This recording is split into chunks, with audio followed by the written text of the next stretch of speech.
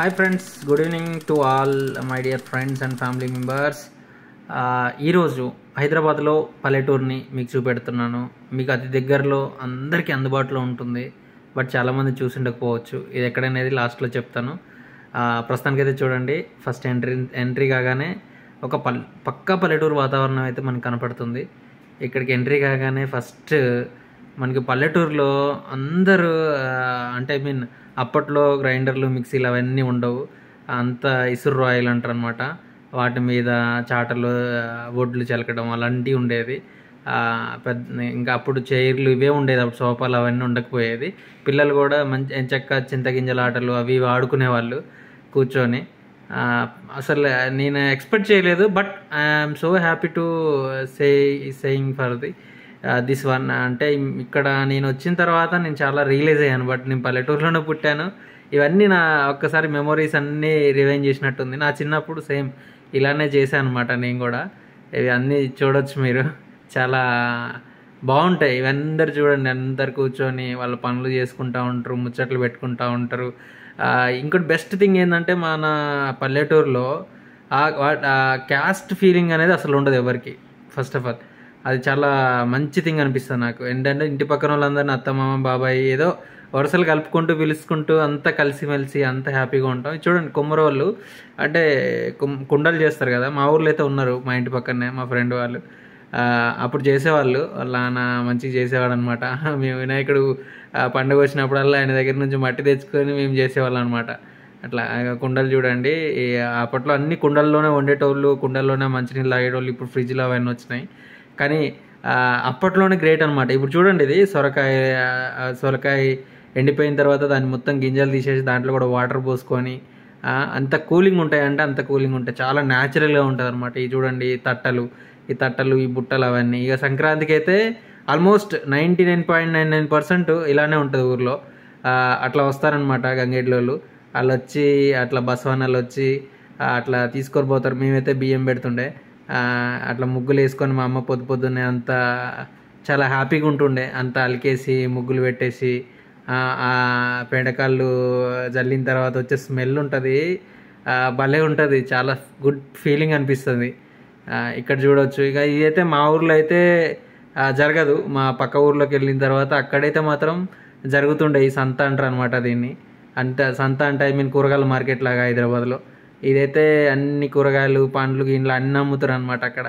అన్ని ఇంట్లోకి కావాల్సినవి అన్నీ మా నాన్న అయితే ఒక వారానికి తీసుకొస్తుండే. అంటే కూరగాయలు అయితే ఊర్లోనే దొరుకుతుండే, ఇంటి దగ్గరనే పంటలు వేస్తుండే మేము. బట్ వేరే వస్తువులు ఉంటాయి కదా, ఇంట్లోకి కావాల్సిన కత్తిపీటలు కానీ, ఇప్పుడు షాకులు ఇవన్నీ. అప్పట్లో కత్తిపీటలు ఉంటుండే.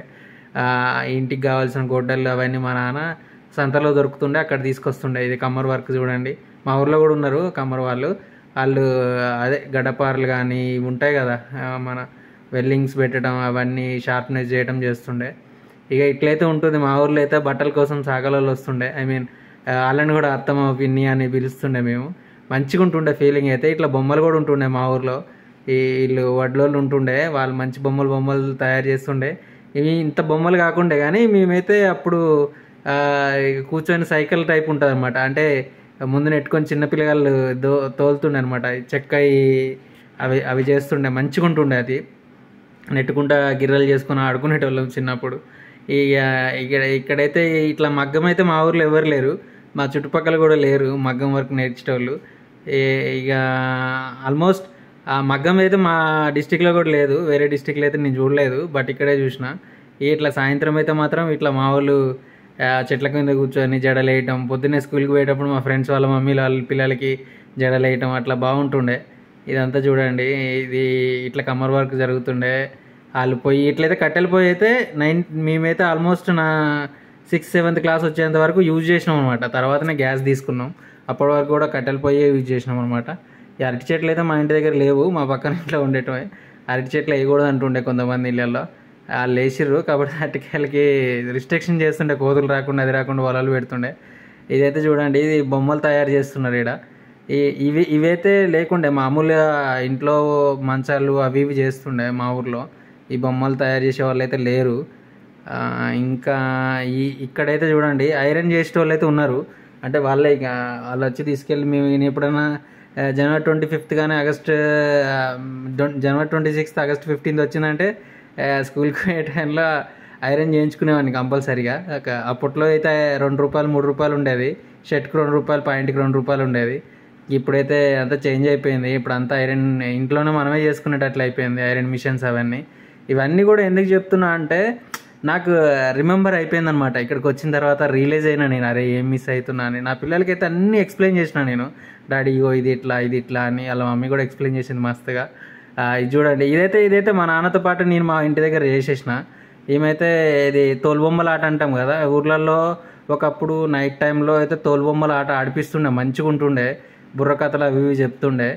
ఇట్లా అందరూ ఒక దగ్గర కూర్చొని మంచిగా పని చేసుకునేటోళ్ళు, ఇవన్నీ చేస్తుండే, హోమాలు గిమాలు అన్నీ మా ఊర్లో మస్తు చేస్తుండే ఈ జాతర టైపు. నాకు చాలా హ్యాపీగా ఉండేది. ఇవైతే ఇక్కడైతే చూడండి మీరు, ఇవైతే నేను చూసి షాక్ అయినా నేను. అంటే ఇంత పురాతనమైన వస్తువులు కూడా ఉన్నాయా మా ఇంట్లో అయితే ఉన్నాయి ఇప్పటివరకు. రాగి బిందెలు కానీ రాగి చెంబులు ఇవన్నీ ఉన్నాయి. బట్ లిటరల్గా ఇట్లా అన్ని సన్న సైడ్ పైన, అంటే ఆ పైన పెట్టేసినా వాటిని యూజ్ చేయట్లేదు.